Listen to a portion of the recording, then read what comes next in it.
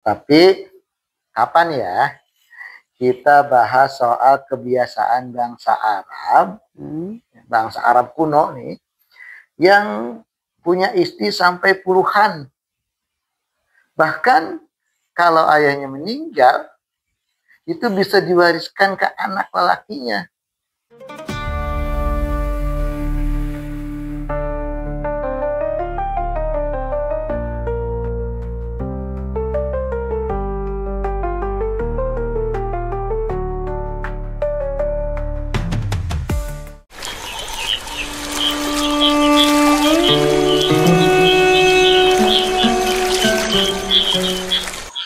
Bismillah.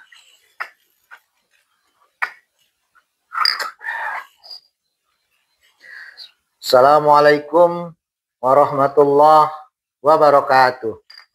Waalaikumsalam warahmatullahi wabarakatuh. Selamat datang lagi di perjalanan mimpi kami. Ya, mimpi untuk menelusuri jejak Nabi Muhammad SAW dari awal sampai akhir. Meski kaki belum melangkah jauh, tapi insya Allah hati sampai duluan. Kali ini kita mau ngobrolin satu hal yang sering luput saat kita bicara sejarah. Kondisi politik bangsa Arab sebelum datangnya Islam.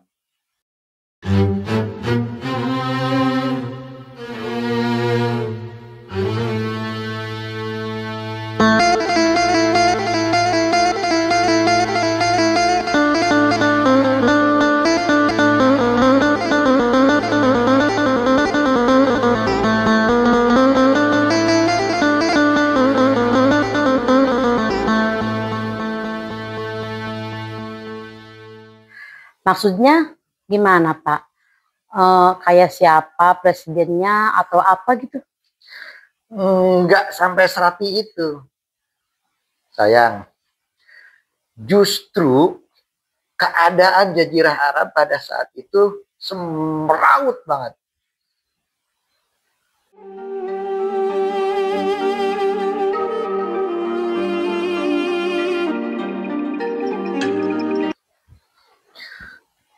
Di sekitar Jazirah Arab ada 3 kekuatan besar. Yang pertama, Romawi. Yang kedua, Persia. Dan yang ketiga, ini suku-suku gurun, suku-suku Arab yang sebenarnya mereka ketiga kekuatan ini sedang mengalami kemunduran dalam tata politiknya. Kayak rakyatnya cuma jadi tumbal kekuasaan gitu ya Pak? Kurang lebih sih gitu. Para penguasa hidup bergelimang dengan kemewahan, pesta,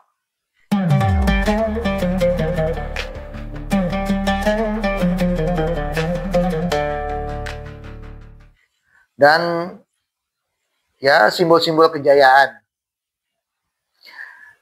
Tapi rakyatnya banyak yang kelaparan, tertindas, dan hidup tanpa harapan.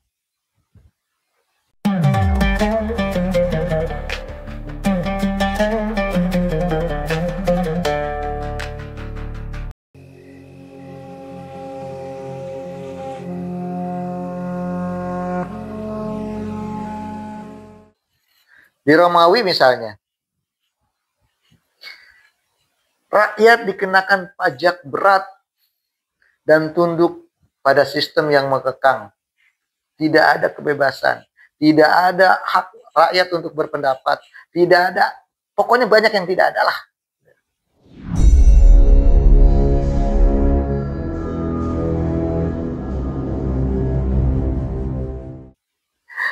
Di Persia, kekuasaan itu diturunkan secara turun-temurun dari bapak ke anak, dari anak ke cucu.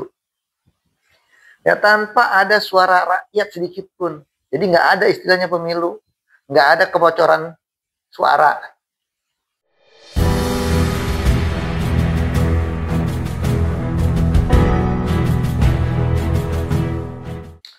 Berarti dari luar kelihatan megah, tapi dalamnya rapuh ya.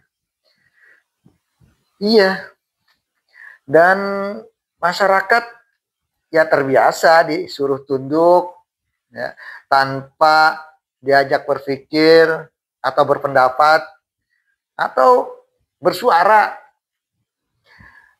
Akhirnya kekuasaan jadi seperti bangunan yang tinggi tapi tanpa ada fondasi yang kuat, rapuh. Jadi problemnya bukan cuma soal makanan atau harta ya, tapi soal mindset dan budaya. Tepatnya sih begitu ya. Kejadian banyak itu karena ketiadaan sistem pendidikan yang layak dan pemimpin yang peduli bikin semuanya stagnan. Tidak ada pergerakan. Bahkan di banyak wilayah, rakyat cuma dianggap sebagai alat untuk memperkaya elitnya.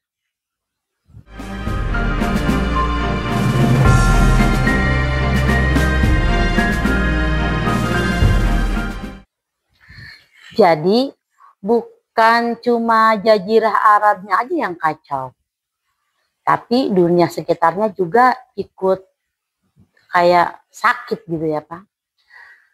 Ya, dan semua itu jadi panggung kosong yang kelak akan diisi oleh cahaya kenabian. Yang tentu saja setelah kelahiran Nabi Muhammad Sallallahu Alaihi Wasallam.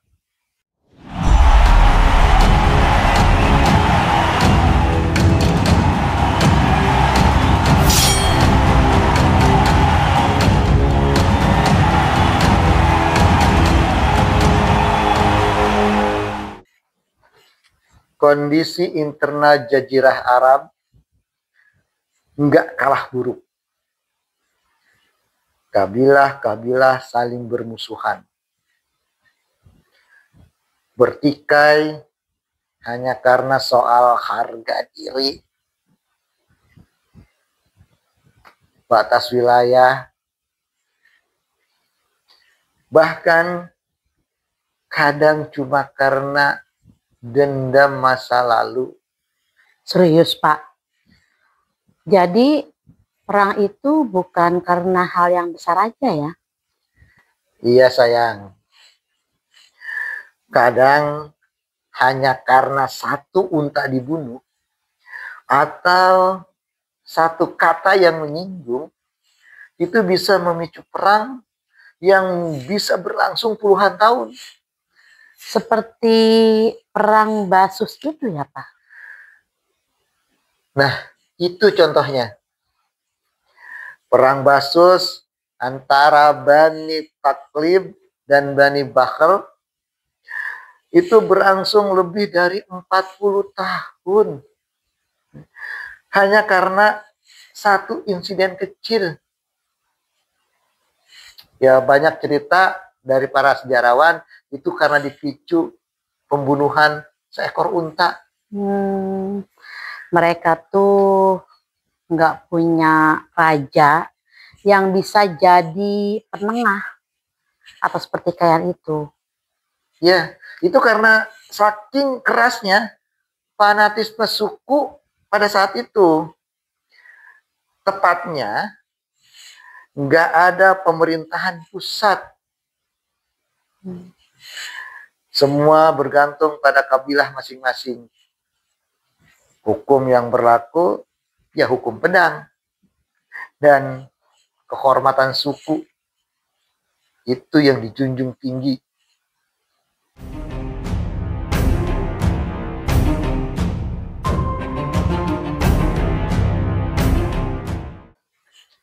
Miris ya Pak. Mereka itu seperti hidup tanpa harapan kolektif. Nggak ada tempat kembali, nggak ada arah bersama juga.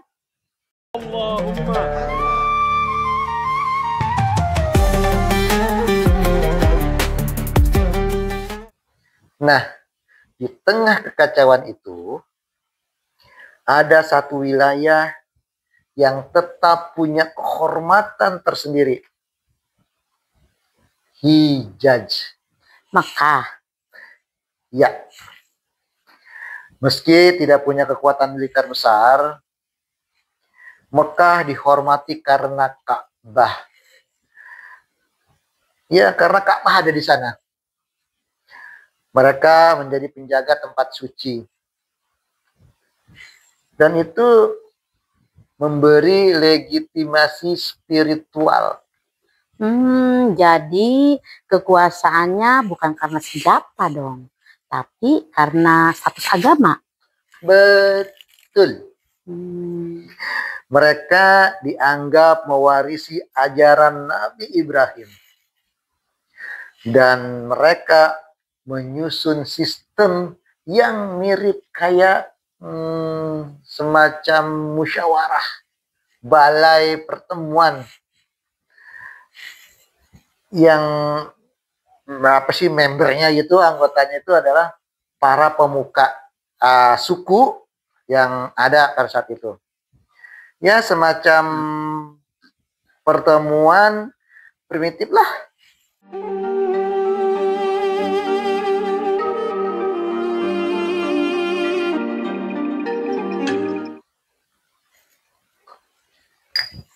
Tapi kalau lemah, gimana pas ada ancaman? Kayak waktu Abraham datang menyerang itu. Abraham atau Abraha? Abraha, yang pasukan gajah itu, Pak. Ya, itu. Ya itu. Mereka nggak punya kekuatan bertahan. Tapi justru saat mereka lemah, nggak bisa apa-apa, Allah sendiri yang jaga Ka'bah. Ingat nggak Abraha itu? Iya, Abraha. Nah, Abraha itu kan kalah dengan pertolongan Allah. Pertolongan Allah dari burung Babil. Padahal pasukan gajah. Kan? Dan itu malah makin menguatkan posisi penting spiritual mereka. Jadi meskipun mereka lemah tanpa kekuatan senjata, tapi posisinya strategis banget ya. Iya. Hijaz jadi satu-satunya tempat di mana politik, agama, dan budaya Arab bertemu. Dan dari situ nanti akan muncul perubahan besar.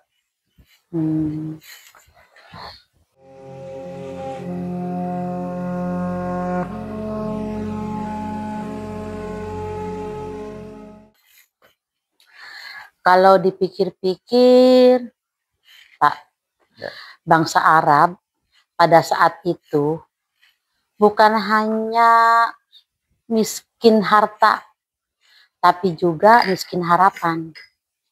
Tapi anehnya sekarang, sebagian bangsa Arab hidup justru bergelimang harta, bergelimang kekayaan dari minyak. Tapi masih tetap aja kabur tentang harapan. Karena banyak dari mereka masih hidup dalam tekanan dan masih terpecah belah satu sama lain. Sudah. Jangan bahas politik. Fokus kita adalah ke sejarah. Fokus kita adalah mengupas jejak Nabi Shallallahu Alaihi Wasallam. Jadi, ayo kita kembali ke jalan kita. Fokus. Dan disitulah cahaya kenabian kelak akan datang. Bukan dari kerajaan besar, tapi dari padang pasir yang dianggap tidak punya apa-apa. Tapi sedih juga, Pak. Sekarang sebagian wilayah Syam dan Jazirah Arab malah masih dilanda perang. Kira-kira kalau zaman sekarang, apa yang bisa bikin kita itu bersatu? Yuk, tulis pendapatnya di kolom komentar. Dan kalau kita lihat hari ini sayang, di situasi di sebagian wilayah Jazirah Arab masih memperlihatkan wajah yang mirip dengan masa lalu. Iya, terutama tuh di Syam dan Palestina. Sekarang ini masih banyak hak-hak sipil yang dirampas. Rakyat dijajah, ditindas, dan dunia seperti diam. Iya. Yang menyedihkan, sebagian penguasa sekitarnya itu justru masih bungkam. Seolah-olah nggak terjadi apa-apa. Makanya fokus. Kita kembali ke perjalanan Nabi. Ya.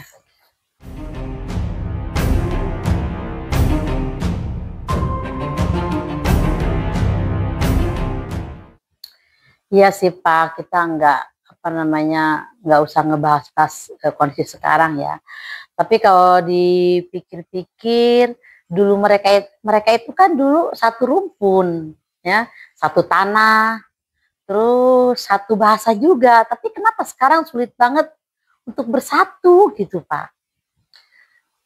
Ya, semoga saja dengan mengingat masa lalu, kita jadi lebih sadar bahwa perpecahan hanya akan membawa penderitaan, dan persatuan adalah cahaya yang harus terus diperjuangkan.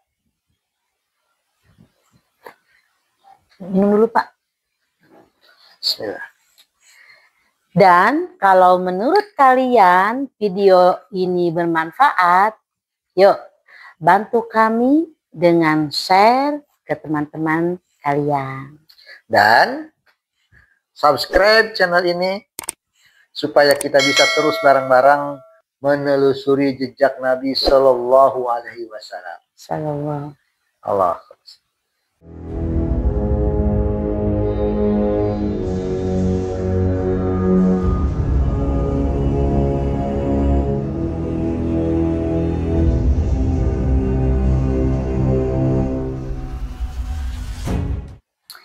Iya, ini nih Pak, yang buku nih, semua cerita yang kita bahas sebenarnya diambil dari buku ini loh Pak, ya kan? Ya. Malam lalu juga kamu udah bilang sih, kalau kita bahas itu berdasarkan buku ini. Iya. Buku Ar-Rahiq Al-Maktum, ya, karya Syekh Syafiur Rahman Al-Mubarakfuri. Ini salah satu referensi paling lengkap tentang sirah nabawiyah. Kalau nggak salah, dia itu pemenang penulisan Nabi, sirah nabawiyah di Pakistan atau di Afghanistan gitu dulu, ya. Nah, ini bestseller juga bukunya Pak. Gaya bahasanya tuh kayak cerita hidup, nggak kaku, tapi dalam banget. ini semua orang itu umat muslim sebetulnya wajib punya cerita ini, Pak. Promo. Iya, emang bagus, bukunya bagus, menyentuh juga. Makanya kami berdua pengen banget ngobrolin isi buku ini bareng kalian. Biar nggak cuma kami yang baca. Maklum, kami ini usia yang kalau untuk mengingat sesuatu itu agak sulit. Udah nggak mudah. Udah nggak mudah. Makanya bagaimana cara untuk bisa mengingatnya? Ya kita diskusi. Nah, di sini kami mengajak teman-teman sekalian untuk diskusi bersama. Siapa tahu dari sepenggalan diskusi kita ada pengetahuan baru ya tentang Nabi Muhammad Shallallahu Alaihi Wasallam.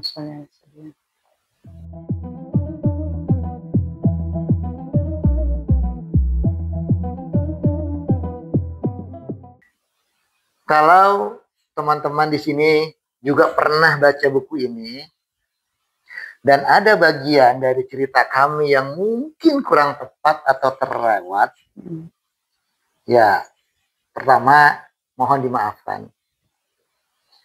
Dan kami diingatkan juga. Oh iya. Kami sangat terbuka untuk diingatkan. Ya. Silahkan tulis di kolom komentar ya, supaya perjalanan ini bisa jadi pembelajaran bersama.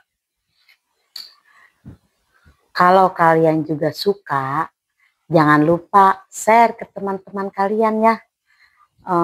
Mungkin ada yang belum sempat baca, tapi bisa ikut dengerin bareng kita tentang ini risalah Nabawiyah ini lah dari buku. Dan tentunya pastikan subscribe, subrek. Ya, subrek. Lidahnya kalau agak suka ngaco kalau ngomong subscribe itu, subscribe ya. Ya. Karena kita akan terus melanjutkan ya mengupas, membahas buku ini dari awal ya sampai akhir, insya Allah. Semoga diberi kemudahan ya Pak, kelancaran.